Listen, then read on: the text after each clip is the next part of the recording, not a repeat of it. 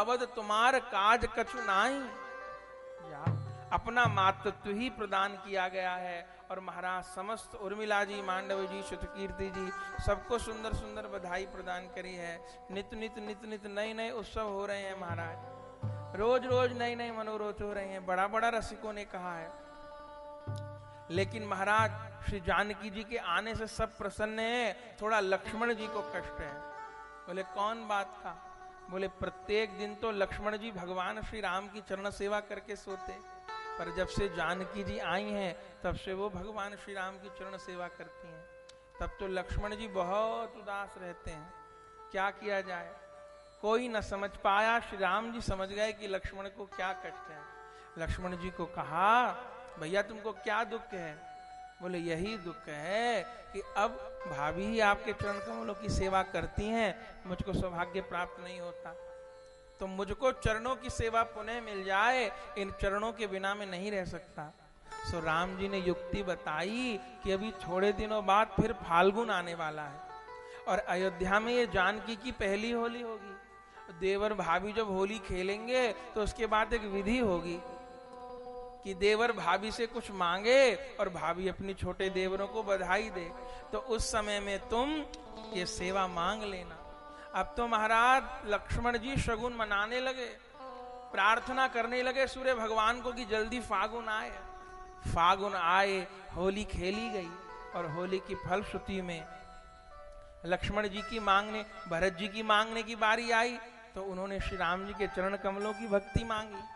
शत्रुघ्न जी की बारी आई तो उन्होंने भरत जी के चरण कमलों की भक्ति मांगी श्री राम जी के साथ में, और लक्ष्मण जी की बारी आई सो जानकी जी से भगवान श्री राम के चरण कमलों की सेवा मांगी। कथा आती है, सुनते ही जानकी जी मूर्छित हो गईं। मूर्छित होकर के गिर पड़ी।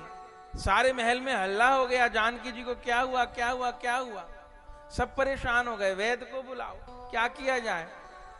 लक्ष्मण जी बहुत परेशान हो गए। सब लोग कहने लगे लक्ष्मण तुमने क्या कहा इनको कान में कि ये मूर्छित हो गई। लक्ष्मण जी भगवान के पास आए, भगवान ये क्या हुआ, मां मूर्छित कैसे हो गई। तब भगवान ने कहा जो तुमने कही बात सो इनको बहुत धक्का लग गया उस बात का, तो क्या करूं अब। बोले कान में जाकर के कहो कि बायां चरण आपका और दायां चरण मेरा, तब इनकी मूर्छा खुलेगी। और ऐसे ही हुआ। लक्ष्मण जी ने कान में जाकर के बोला कि भाभी बाएं चरण की सेवा आप करना और दाहिने की मैं करूंगी। तब जानकी जी की मूर्छा भंग हुई और स्वस्थ हुए। ऐसे नित नित नए नए आनंद अवधपुरी में हो रहे हैं, रसिक जन सुख प्राप्त कर रहे हैं।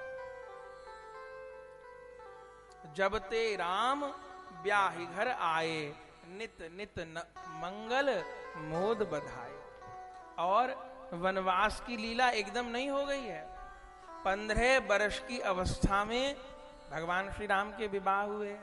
जानकी जी हैं 6 वर्ष की।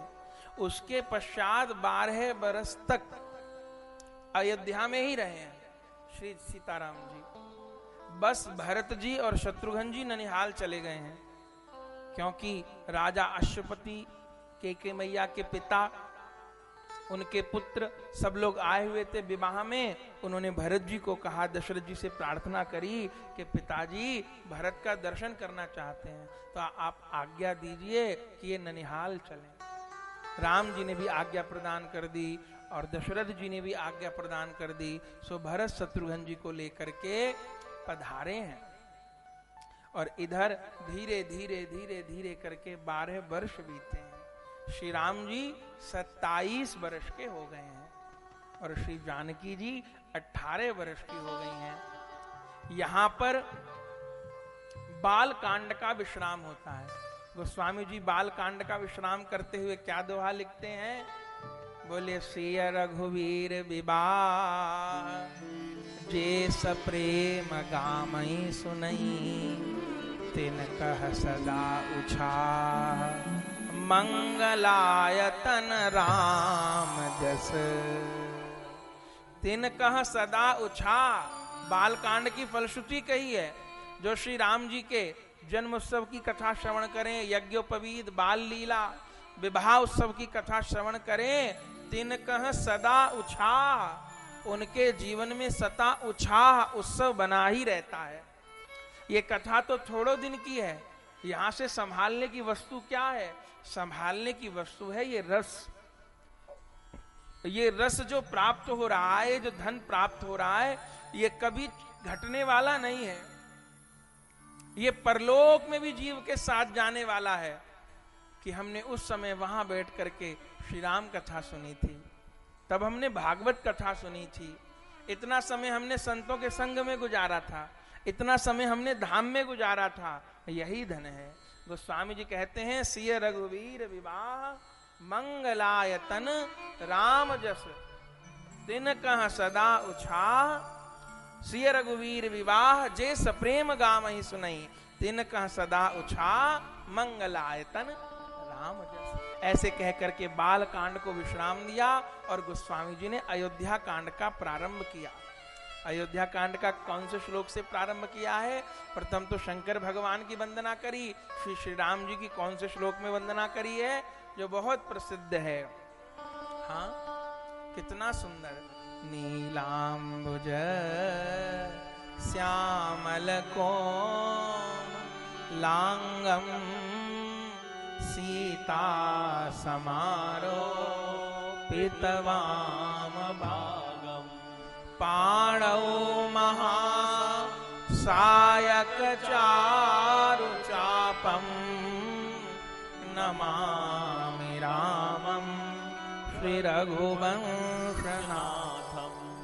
इस प्रकार वंदना करी है। और अयोध्या कांड के प्रारंभ में दोहा कहा है। जो दोहा हनुमान चालीसा के प्रारंभ में है, वही दोहा अयोध्या कांड के प्रारंभ में है। श्री गुरु चरण सरोज निज मन मुकुर सुधार, बरनउँ रघुबर विमल जस जो दायक फल चार। रघुवर का विमल यश गाना चाहता हूँ। बोले यश तो अभी तक भी गाया है, पर बोले अभी तक राम जी की कृपा का फल उनके परिकर को प्राप्त हुआ है, अयोध्या वासियों को प्राप्त हुआ है और मिथिला वासियों को प्राप्त हुआ है। जानकी जी को तो श्री राम जी की प्राप्ति हुई है। मिथिला की जो सखियां थी, जो अभी तक कितनी ठिठोली कर रही थी राम जी से, ये साधारण स्त्रियां नहीं है। जनकपुर की मिथिलानियां और ब्रज की गोपियां, ये तो महान ऋषि हैं, जो प्रार्थना करके महाराज मिथिला में जन्म लिए हैं, अवध में ब्रज में जन्म लिए हैं कि भगवान का भजन करें। सो ये तो पात्र हैं, इनको भगवान की कृपा प्राप्त हुई। लेकिन अभी श्री राम जी को साधारण मानव के पास पहुंचना है। अभी भीलिनी पर कृपा करनी है, केवट पर करनी है, भीलों पर करनी है, दंडकारण्य के ऋषि जो भगवान की प्रतीक्षा देख रहे हैं, उन पर कृपा करनी है।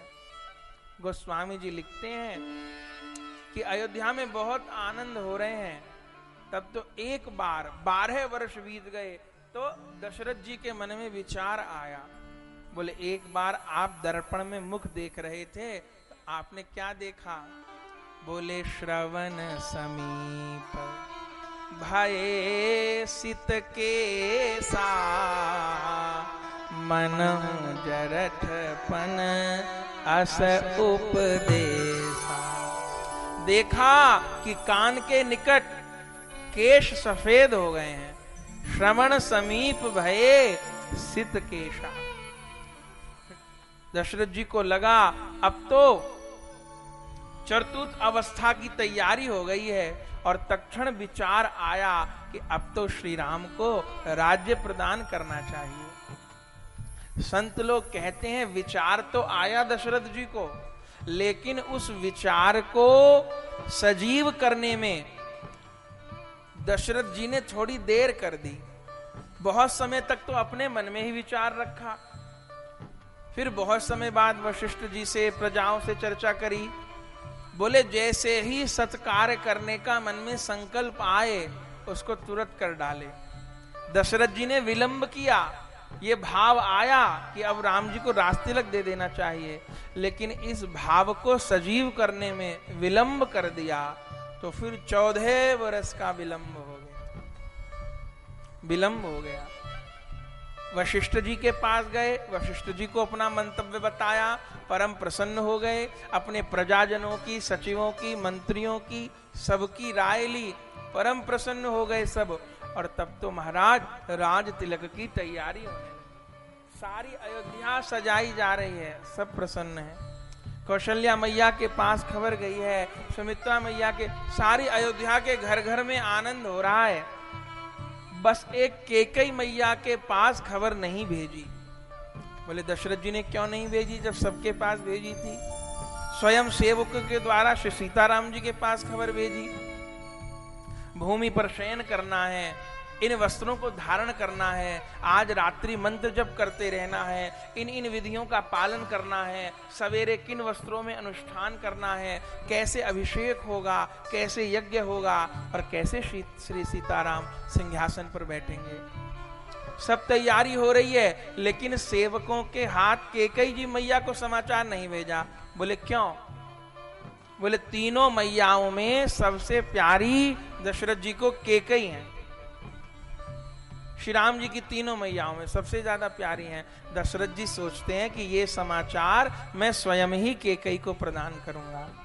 बोले क्यों? बोले रात दिन कैकेयी मेरे से कहती रहती हैं, राम कब राजा बनेंगे, राम कब राजा बनेंगे, राम कब राजा बनेंगे। वो दिन कब आएगा जब मैं सीताराम जी को सिंहासन पर बैठे हुए देखूंगी।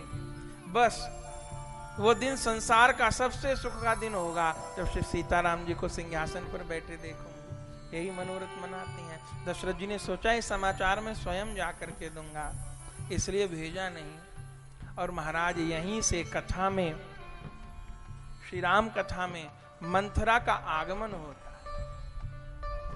मंथरा का आगमन होता है। गोस्वामी जी ने मंथरा को रावण से भी अधिक खतरनाक बताया है। बोले रावण रावण है ये सब जानते हैं, और रावण लंका में रहता है, राक्षसों के बीच रहता है, जाकर के राम जी ने उसको मारा। लेकिन मंथरा मरी के नहीं मरी ये कोई कथा किसी रामायण में नहीं लिखी। रावण मारा गया सब जानते हैं, कुंभकर्ण मेघनाथ मारे गए सब जानते हैं, लेकिन ये मंथरा नहीं मारी गई। बोले ये तो आज तक जीवित है। मंथरा किसी स्त्री का नाम नहीं है, मंथरा प्रवृत्ति का नाम है।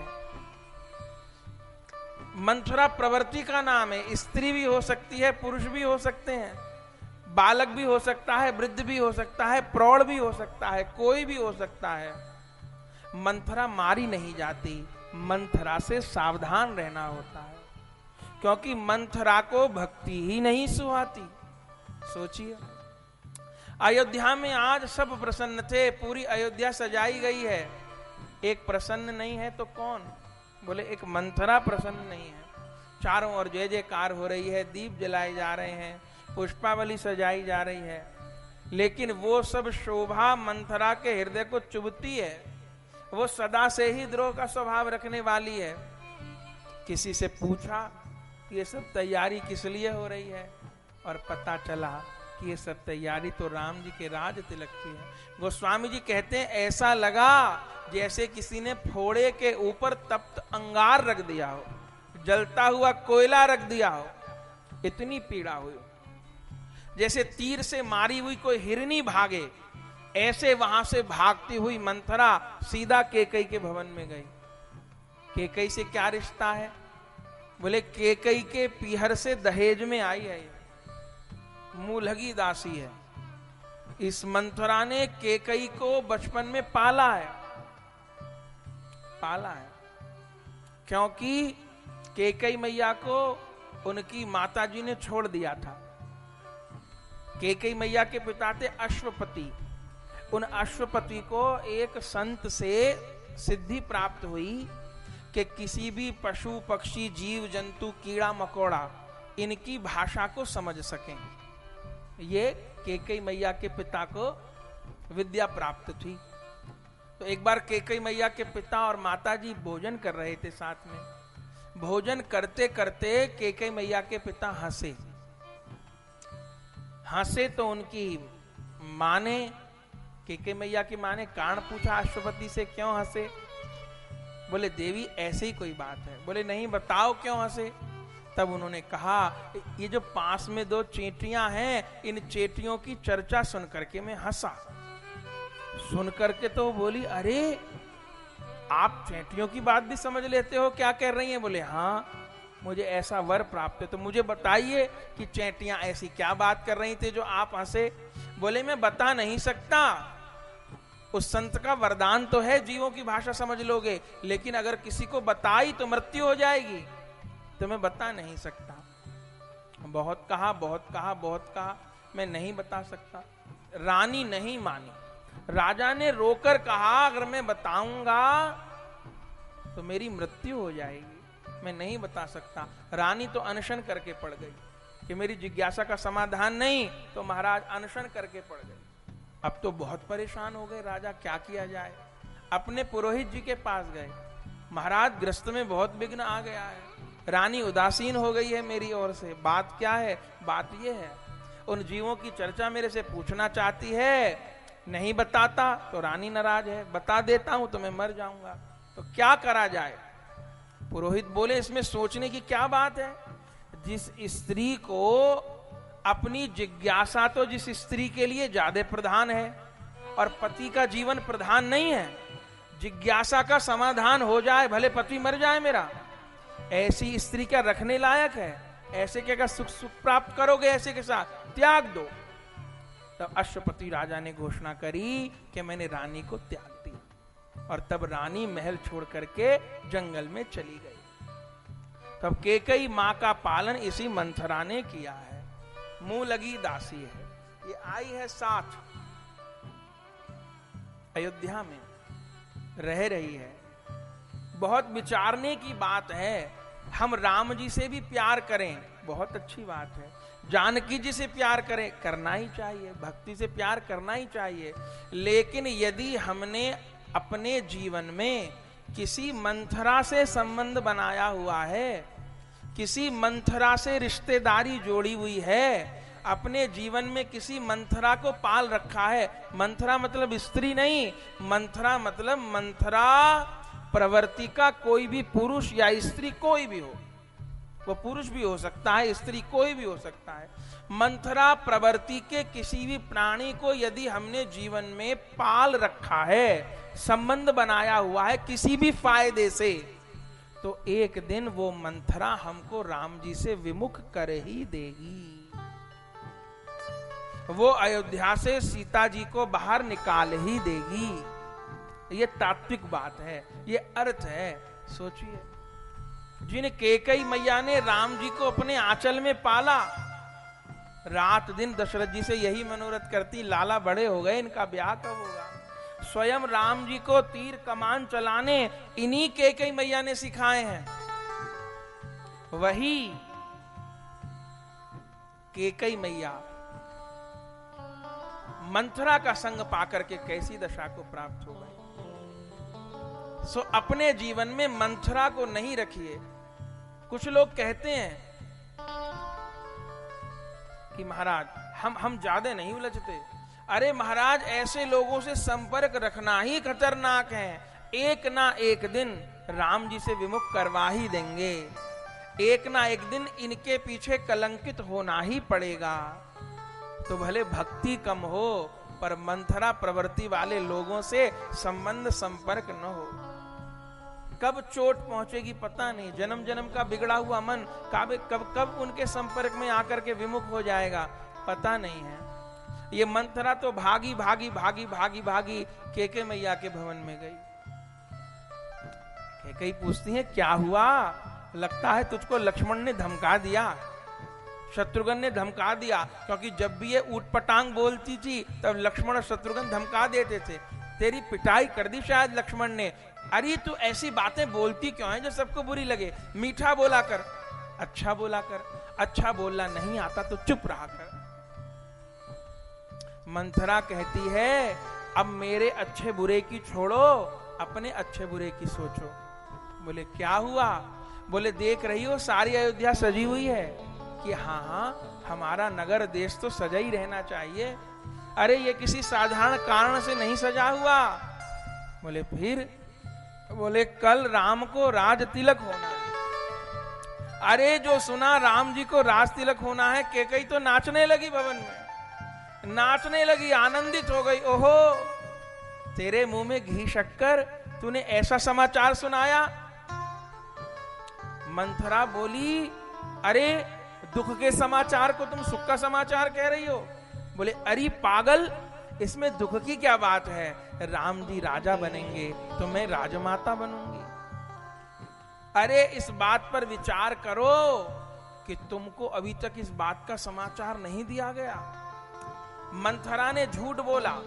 बोले मुझे तो आज ही नगर में चहल पहल दिखाई दे रही है। बोले तुम्हें नहीं पता, ये चहल पहल तो महीनों से है, महीनों से राजमहल में तैयारी हो रही है।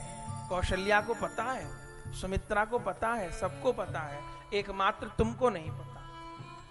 बोले ऐसा तो नहीं हो सकता, राजा तो रोज मेरे पास आते हैं। बोले हाँ, मन में कपट रखते हैं वो, तुमसे उन्होंने बात छिपाई। कोई भी बात मानने को कैकेयी तैयार नहीं थी। रामचरितमानस पढ़िए महाराज, कितने उसने चरित्र दिखाए हैं, कहने को समय नहीं है। चौपाइयां देखिए क्या क्या कहती है, कहां कहां चोट पहुंचाती है। अरे राम राजा होंगे, तुम राजमाता थोड़ी होगी, कौशल्या राजमाता होंगी। अरे वो होंगी तो क्या हो गया, वो तो मेरी बड़ी जीजी हैं, वो होंगी तो भी सौभाग्य की बात है।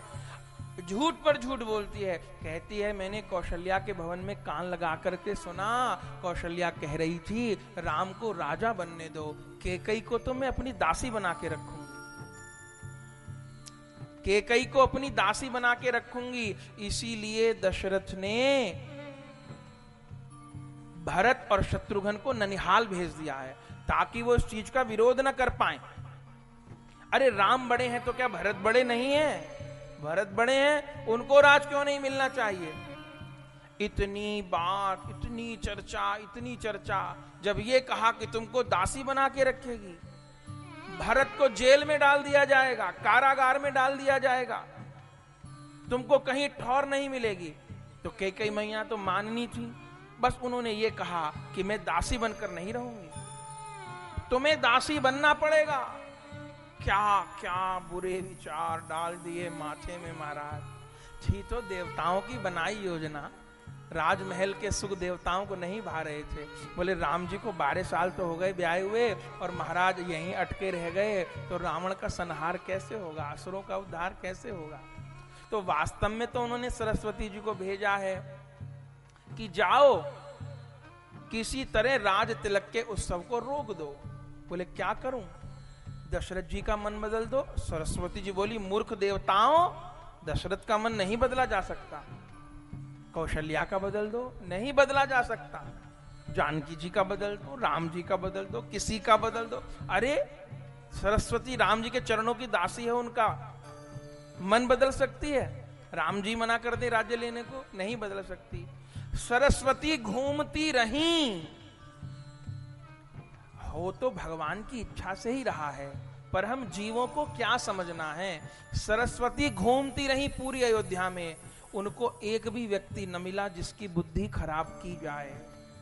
मिला सिर्फ एक पात्र, मंथरा। मंथरा की बुद्धि बिगाड़ दी।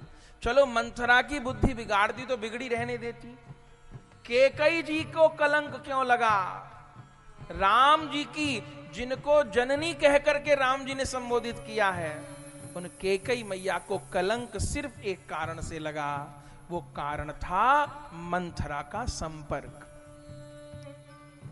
उन्हें राम जी से बहुत प्यार था, लेकिन उन्होंने अपने भवन में मंथरा को भी रखा हुआ था, अपने जीवन में मंथरा को भी रखा हुआ था।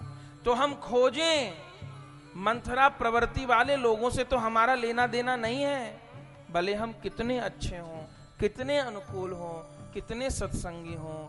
यदि मंथरा प्रवृत्ति के प्राणियों से हमारा संबंध है, तो वो एक दिन सत्संग से विमुख कर ही देंगे, राम जी से विमुख कर ही देंगे, जानकी जी से विमुख कर ही देंगे। अयोध्या क्या है? हृदय ही अयोध्या है, हृदय ही अयोध्या है। मंथरा क्या चाहती है? अयोध्या से जानकी और राम चले जाएं, भगवान और भक्ति चले जाएं। अचंबा होता है किसी पुराने सत्संगी को देख करके कि महाराज इतना समय हो गया सत्संग सुनते, ये दशा हुई इनकी, ये दशा हुई, केवल अपने अहंकार के पीछे ये दशा कर ली अपनी, नहीं करनी चाहिए थी। सत्संग का ही त्याग कर देते हैं। पता चलती है एक बात कि भयंकर कुसंग कर रहे हैं, भयंकर कुसंग कर रहे हैं। कुसंग का फल है जो सत्संग में ही अरुचि हो गई। सोचिए, गोस्वामी जी पूरी रामचरितमानस भर रखी है ये लिख लिख करके, बड़े भाग पाइये सत्संगा, बड़े भाग पाइये सत्संगा, बड़े भाग पाइये सत्संगा। उस सत्संग का भी प्राणी तिरस्कार कर देता है। कुसंग में पढ़ करके, अहंकार में पढ़ करके। सो भैया सेवा सुमिरन सावधान, साधक को सावधान रहना चाहिए। भजन भले थोड़ा हो पर कुसंग न हो, सत्संग भले थोड़ा हो कुसंग न हो। प्रियादास जी महाराज टीका में कहते हैं भक्ति रसबोधिनी में कि हे प्रभु मुझे नरकों में वास दे देना, पर मुझे गलत लोगों का संग मत देना। बोले क्यों? बोले नरक में रहने से तो पाप कटते हैं और गलत लोगों के साथ रहने से पाप बढ़ते हैं। मेरा मन कभी भगवान से विमुख न हो जाए, संत से, सदगुरु से, सत्संग से मेरा मन विमुख न हो जाए, कुसंग प्राप्ति हो उससे पहले मेरी मृत्यु हो जाए। लेकिन जो लोग अपने स्वार्थों के पीछे कुसंग करते हैं तो महाराज जन्म जन्म का फेर डाल लेते हैं, जन्मों जन्मों का फेर डाल लेते हैं। सारी कमी कमाई पूंजी लुट जाती है, हार जाता है व्यक्ति, बर्बाद हो जाता है, सब कुछ नष्ट कर लेता है अपने अहंकार, स्वार्थ और कुसंग के पीछे। कथा यही समझा रही है। यहीं से अयोध्या कांड की शुरुआत है।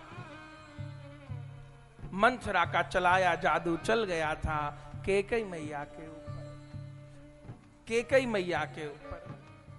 कोई हमारे पास आकर के निंदा कर रहा है, हम न सुने, होगा क्या? यदि निरंतर निंदा हम सुनते रहे सुनते रहे सुनते रहे तो आज तो हमने निंदा करने वाले का विरोध किया कि महाराज वो हमसे ऐसी बात कह रहा था, हमने बहुत उसका विरोध किया। लेकिन विरोध तो किया, लेकिन ये नहीं कहा कि हमारे पास मत आया करो, और आया करो तो ये बात मत किया करो। हमने सिर्फ उसकी बात काटी।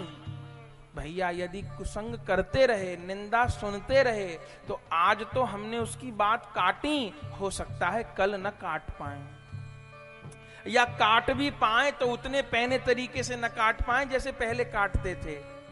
धीरे धीरे धीरे आदमी का विरोध कम होता चला जाता है और धीरे धीरे फिर उसका विरोध बंद हो जाता है। फिर धीरे धीरे वो रस लेकर के निंदा सुनने लग जाता है और फिर धीरे धीरे वो स्वयं भी निंदा करने लग जाता है। ये ऐसा फिसलन का रास्ता है, सावधान, कुसंग नहीं, कुसंग नहीं। बहुत लोगों ने अपने आप को कुसंग में बर्बाद किया है। भजन से कभी विमुख न होइए, नाम से कभी विमुख न होइए, सेवा से कभी विमुख न होइए। समझने की बात है, गलती किससे होगी? गलती उसी से होगी जो करेगा। सेवा जो करेगा, सेवा में भूल भी उसी से होगी। जो कुछ करेंगे ही नहीं उनसे गलती भी नहीं होगी, जो सेवा करेंगे उनसे भूल भी होगी। लेकिन यह भी बात समझनी है कि जो सेवा करेगा सुनना भी उसको ही पड़ेगा, जो सेवा करेगा भूल भी उससे ही होगी, और जो सेवा करेगा सुनना भी उसको ही पड़ेगा। लेकिन जो कमी बता रहा है उसको एक बात ध्यान रखनी होगी कि फला सेवक ने सेवा में ये कमी करी, मैं विरोध कर रहा हूं, बड़े तीखे शब्दों में विरोध कर रहा हूं, बस उस समय ये सोच लूं कि इस सेवक की जगह मेरा भाई होता, मेरी पत्नी होती, मेरा बच्चा होता, मेरा लड़का होता, तो मैं इसी सुर में विरोध करता कि उस समय मुझे सांप सूंघ जाता। मैं उसी स्वर में विरोध करता या उस समय मुझे सांप सूंघ जाता। इस अंतर को देख ले, पर सेवा का त्याग न करे, सत्संग का त्याग न करे। बड़े भाग पाइये सत्संगा, बड़े भाग मानुष तन पावा, सुर दुर्लभ सदग्रंथनि गावा। इस पापिन मंथरा ने कैकेयी मैया के हृदय का राम जी के प्रति जितना प्यार था उस सारे प्यार को खा गई है। सबको चट्ट कर गई। जो केकई दिन में 10 बार राम जी का मुंह देख के चूम न ले, चैन नहीं पड़ता था, आज उसी केकई को आंख में राम जी खटकने लग गए। सोचिए सोचिए कितनी महिमा है। इतनी सत्संग की महिमा नहीं है जितनी कुसंग की है। जितना जोरदार रूप में